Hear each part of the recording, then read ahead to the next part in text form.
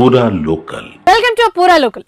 గోవాలోని ఓ గృహలో రహస్య జీవనం సాగిస్తున్న నైనా కుటీనా అని రష్యన్ మహిళ తన పిల్లలు ప్రస్తుతం పోలీస్ సంరక్షణలో ఉన్న విషయం తెలిసిందే.